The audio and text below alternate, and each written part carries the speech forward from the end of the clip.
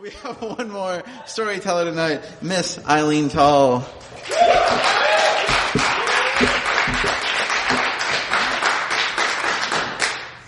Hi, everyone. It's going well so far. I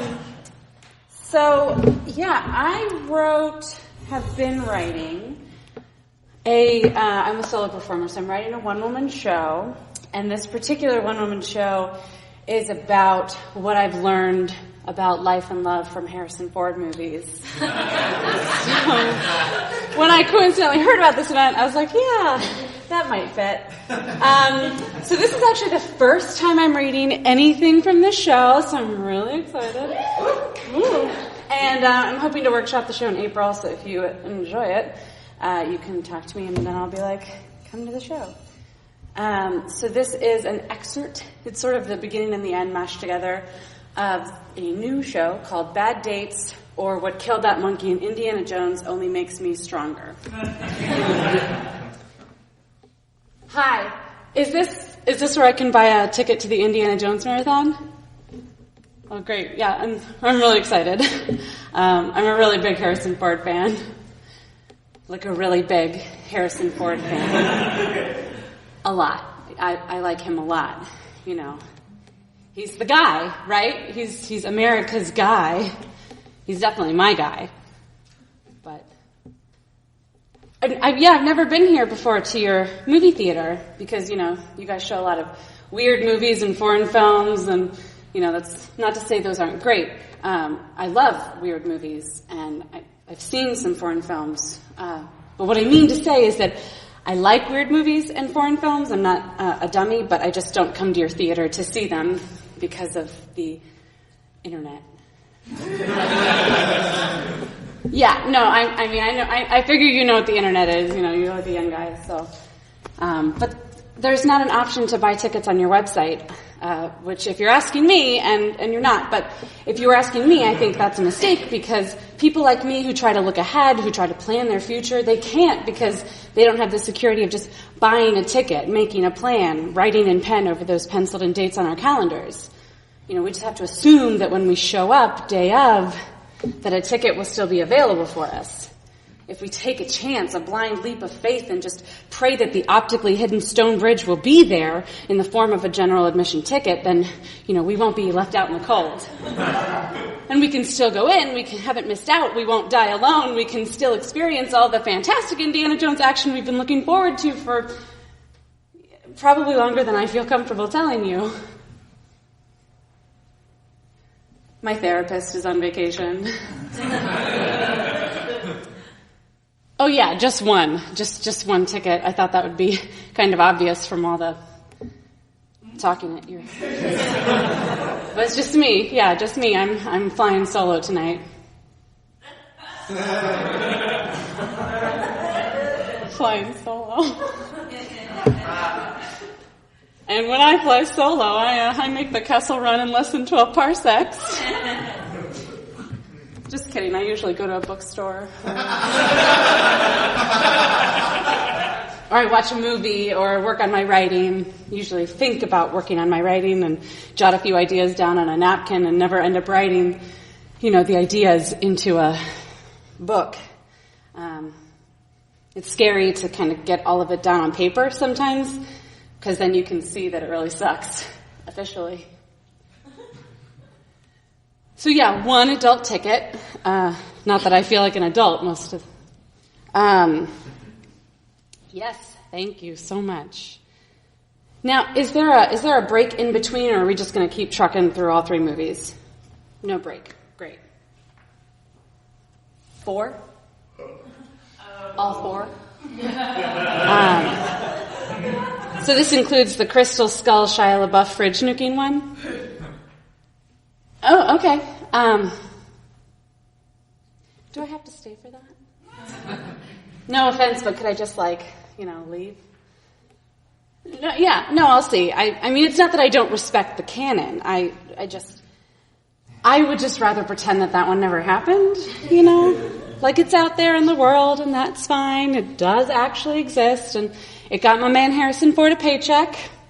And I'll grant you that Cate Blanchett is a solid villain, and it was so good to see Karen Allen back on screen again, but, come on. Aliens?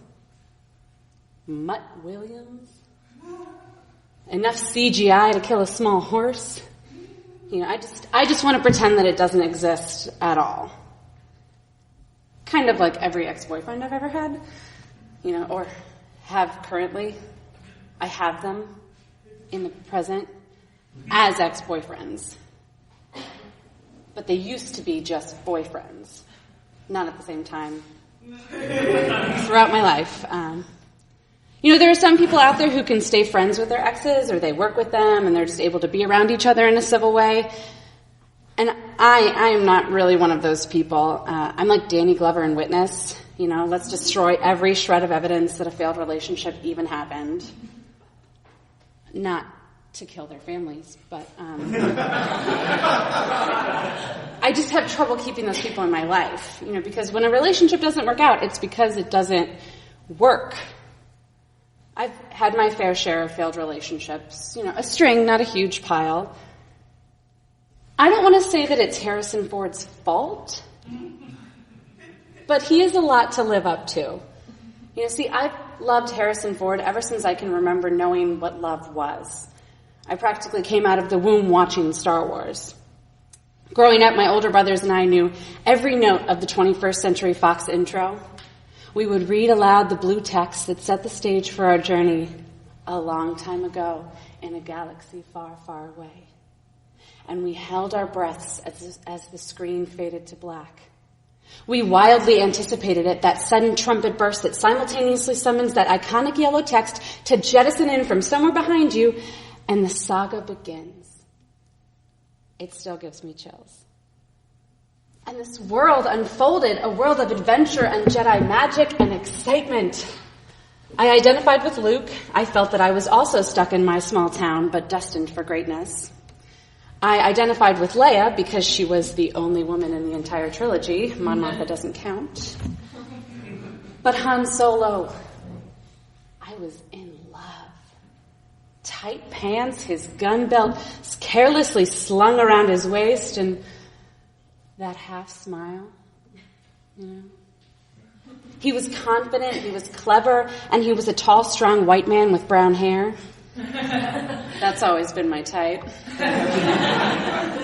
Why, yes, my father is also a tall, strong white man with brown hair. Why do you ask? The late and very great Roger Ebert once said, "Never marry someone who doesn't love the movies you love. Sooner or later, that person will not love you." So, do the movies you love really make up who you are? Would I be the same person I am today without Star Wars? I really don't think so. I really think that Star Wars has changed our world and me for the better. Star Wars is about bravery and hard work and friendship and luck and courage and loyalty and defying the imagination. And most importantly, Star Wars is about choosing the goodness inside of you. We are all capable of evil, but it is our choice to do good that elevates us. And this allows us to live together harmoniously. I believe in all those things. Those ideas are the foundation of my moral principles. I'm sure I would have found a way to come to those beliefs without Star Wars, but the point is that there are films out there that made a lot of us who we are today. And I feel similarly about Indiana Jones. The importance of education, his dedication to preserving the ancient artifacts in order to pass history on to the next generations. Those are all really important values to me. And I really, really love Star Wars and Indiana Jones and Witness and The Fugitive, Blade Runner, and Casablanca, and It Happened One Night, and Tremors, and The Odd Couple, and Jaws, and The Graduate, Annie Hall, Eternal Sunshine of the Spotless Mind, The Jerk, Fiddler on the Roof, While You Were Sleeping, and His Girl Friday. So the person I love, who loves me, that person that finds me when I find them, and we finally found each other, that whole process, the person on the other side of that person has to love all of those movies. Because they're not just some movies I like. It's not about taste or preference. It's about believing in a set of values and a way of life. Never marry someone who doesn't love the movies you love. sooner or later that person will not love you. It seems right. It seems like it's been proven right. It seems like practical advice. But can you really judge someone by the movies they love? Should you? Is that the determining factor in chemistry and the ability to carry on a stable relationship? Is there someone out there who loves the same movies I love, but who will also love me? That's a lot to ask. That's a lot to leave to chance. I'm not sure if I believe in soulmates anymore, in fate. There's a minuscule chance that I'm going to find everything I'm looking for. Kind, honest, funny, a guy with traditional values but a modern sensibility, smart, brave, vulnerable, not judgmental, forward-thinking but lives in the present, comfortable with contradictions, strong, a carnivore sexually, humble, confident, clever, all those things, and who loves the same movies I love. All of that. And who loves me wholly and fully. It doesn't seem likely. A minuscule chance. But never tell me the odds.